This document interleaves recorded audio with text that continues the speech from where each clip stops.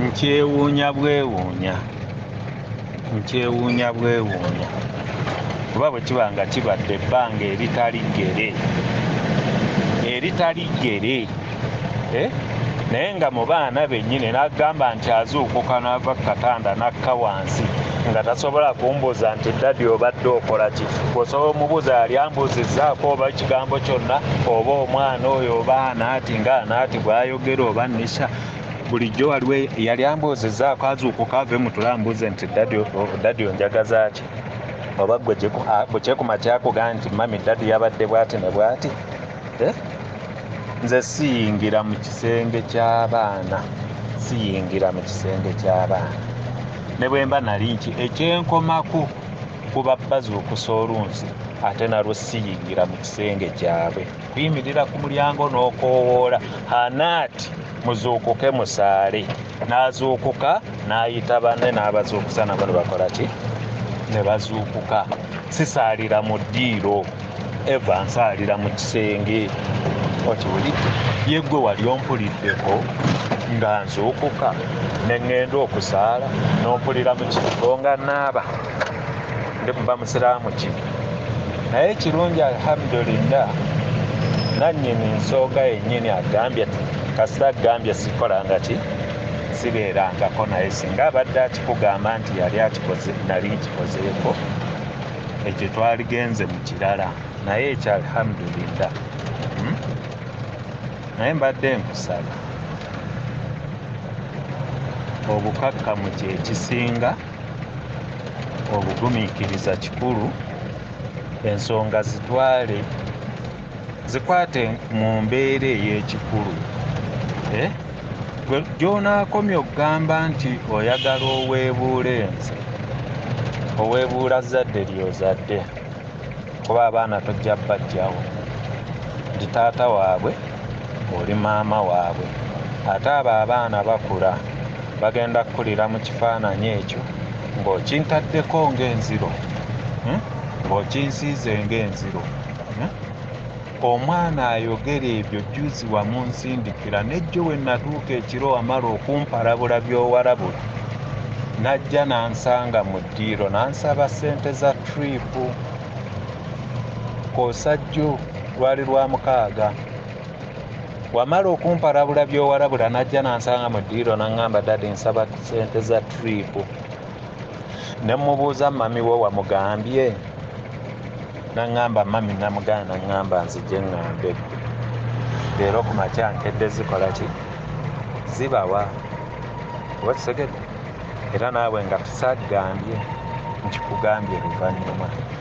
Naye ku mbeera bwe mba nga ntambudde n'abaana bo mu mbeera bw'etyo okuva gye bavudde mu buto, nga we batuuse ekyo ekirabo ky'olaba kye nina okunsasula, Mungu bw'aba bw'atyo yakiwandiika, n'ebyasooka nabiyitamu ne bigguka, nakyo kijja kuggwa.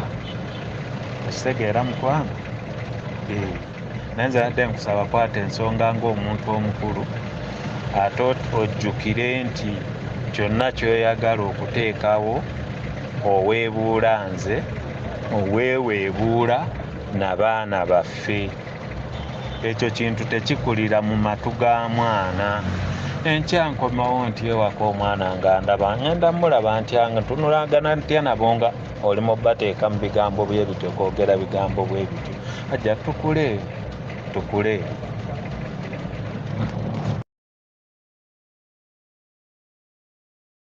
Abaana b'omusajja oyo bantuukirira wakati mu maziga nga balaba nti taata waabwe ekitiibwa kyabwe ne famire bakkakkanyizibwa bakiyiye. Omusajja oyo kisookera ddala mumanyi, adde nga ntera omusanga Nalukolongo awo ku muzikiti baguyita Maawiya, atuula awo era okukyamawo n'ensaala wema mpitawo.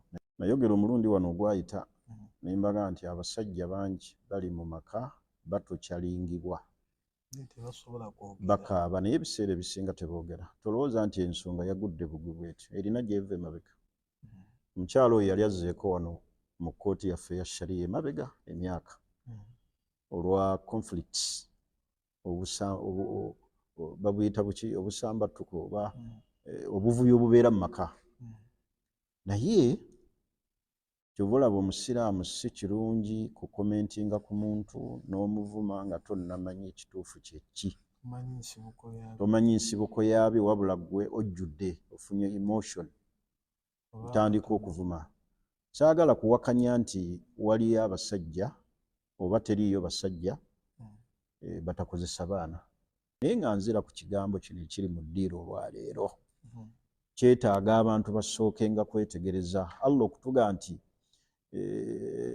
in jaakum fasiqun binabai fatabayyanu omuntu bw'abajjiranga n'amawulire musooke kwegira kyova olaba abantu mu situation eno gye tulimu eyo gye mulaba ku social media ey'abafumba abo nga n'omusajja ali mitayimbwa ali mu kkomera mu kaduukulu teriiyo kizibu mu nsi muno oluvannyuma lw'obukaafu n'obushiriku nga kusiba kuteeka mu busibe n'omuntu okubeera nga ali wanted bamunoonya buli amuvaako emabega alowooza yamwetaaga naye ekizibu ekiri awo bwe butasooka kwetegereza n'oteeka ku muntu ekigambo oluusi nga si kituufu hatta ne bwe kiba kituufu sooka mwetegereze naye olwaleero mu situation oni eriwo sheekh kituwa ekigambo eki Allah kye yayogera ku bakyala yagaa nti inna kaida kunna adhim enkwe z'abakyala nnene ngazi abakyala baluka enkwe ate ekizibu okuziwona kasita aluluka oluwona atirisiti omaze duyingiramu naye ng'abasajja bangi bakaaba balina ebiwundu ku mutima bafuna embeera embi eri mu bakyala omanyi oluusi omusajja bw'avaayo n'anyumya omukyala byamukola abantu abamu bayinza obutakikkiriza ne bagamba omukazi akuyisa atya bw'atyo oli musajja sajja lwaki tomugoba naye tugumira bingi tusobola kugyogera kujo nga batutte mu kkooti nogaa kino kyekibaddewo naye bangi tukaaba bangi tusula ku azikaali na kudduwa lw'abakyala kati inna kaida kunna adhim naye ng'ensonga zino zigobererwa era zifolowingibwa era inshallah ojja kuvaayo eddoboozi eryawaki saagala nnyo kwogera ate kubuuza bujulizi buli mu nsonga zino naye nga famire abaana baali bazzeeko wano mu kkooti ne tubeerako nabo ku nsonga ezo eziriwo kati tukubiriza omukyalo okutya Allah bino byansi wallahi bikoma bwe kibanga ddala si kituufu ng'abaana bye bakuwaako obujulizi bino byansi bikoma naye mu maaso ga Allah musajja gw'otyobodde naye teriiyo atyoboola muntu n'abeera ng'ayolesa obumogo bwe okuggyako nga naawe Allah agenda kwolesa obuziina bwo paka mu kisenge kyo man faddaha muslima buli mu yenna atyoboola omuntu n'oggyayo akamogo ke n'omulabisa bw'oti